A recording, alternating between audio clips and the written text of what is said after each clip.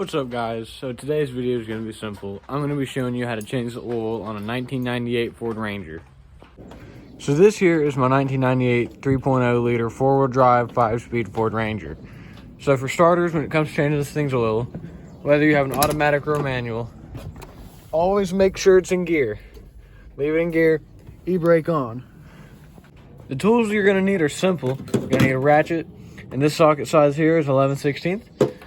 Jack stands, a jack, oil in the oil filter, and your old pan.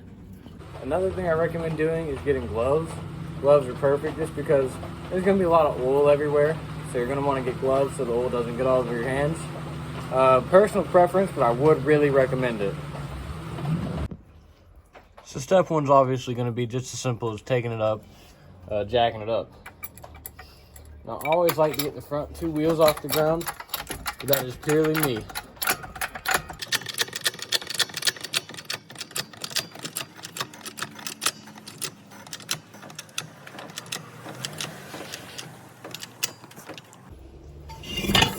You're gonna want to slide your jack stands up under there. And if you're anything like me, you always put the jack in the worst spot possible. So it makes this whole thing a whole lot harder to do.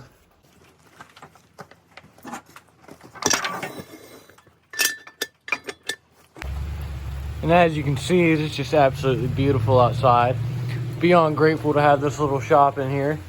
It's got plenty of lights, plenty of good lights, make the truck look nice, and a whole lot easier to work on. So that's the bolt there that you're going to be wanting getting out for the oil. Get your oil pan right under it. It's obviously going to go everywhere, but most of it should go in the oil pan if you're lucky.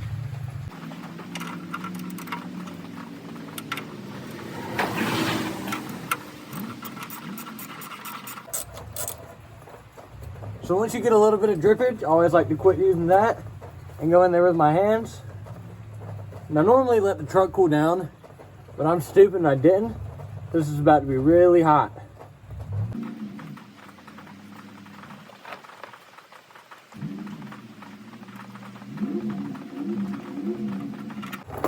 There we go. Now I get to find the nut. Got it. So boom. Now we get to sit here and let it drain for a couple minutes. Normally when it gets done draining, it'll start to drip ever so slightly, but it won't be a flow like this. It'll just be little drips. So now we're gonna sit here and give this a couple minutes to do its thing. The next step here is gonna be getting the oil filter right there. If it was done properly last time, that's at least how I do it, is always make sure it's hand tight. So yep, you just go ahead and pull this thing out. There we go. There we go. Got her done. This is your old oil filter. You can see it's still got lots of oil in it. Set it down on this rag here next to the old oil filter. And now we're going to bust the old one out. So here's the old filter and here's the new filter. What I'm going to do here is I'm just going to get my hand, get some oil out of the old one on my finger here. And this seal right here, just going to rub it around the seal. This just helps lubricate everything. I've always been taught to do it, so I've done it my entire life. So you're just going to rub it here. So let me get a little more. Rub it along the seam here. And once you've done that, you're just going to go put it right back on. And so now, you see that little empty spot right there? This is just going to go right back on there like the old one came out of. And this is always the fun part, because it's always super fun. Try to find that hole and screw it right back on there. It's actually what I'm struggling with right now. There we go.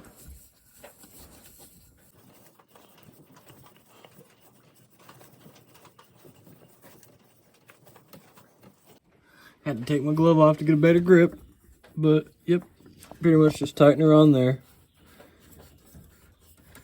And like I said, when I'm taking it off, I always like to make sure it's hand tight. That way it's easier to get off, and that way it doesn't overstrip it or anything.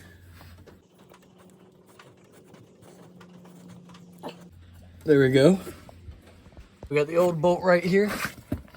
We're gonna get under the truck here. Put this one right back in there where it came from.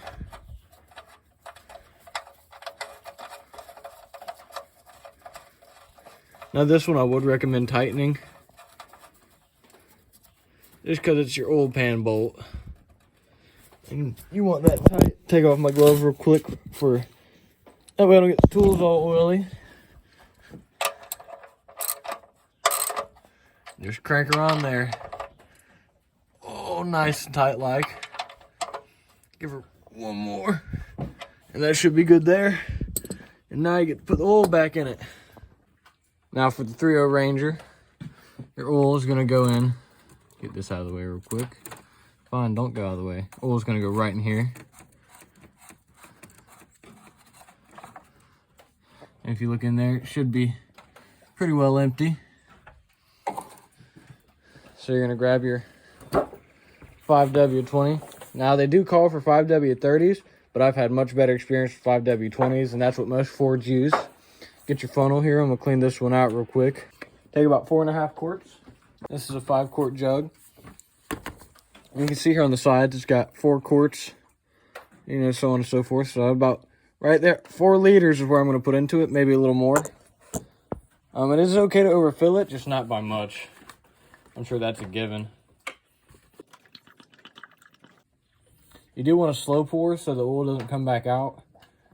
Just enough for the funnel to let out. Pretty easy process here.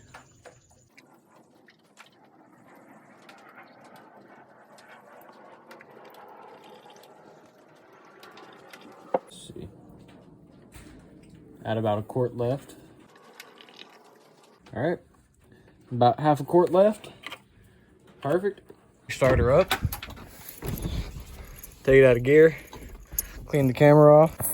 Yep, take it out of gear. Clutch in. Very nice. Oil pressure's up. That's good.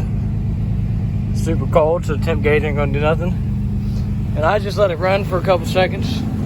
About 15, 20 seconds, get everything cycling out in there. It's a good time to step back to show you how good the truck looks. It always makes me happy seeing this thing. I'm running 33 by 12.5. That scrub at full turn. I did trim the valence a little bit, it scrubbed there. So instead of just trimming in here, I think I'm just gonna do as simple as getting a bigger lift. Wheels do need polish pretty bad. You can see here they're pretty dirty. But when it's not wintertime and rainy and cold, I'll do that. Let it run for a bit. We get to check the oil. We're done. That's how you do it right there.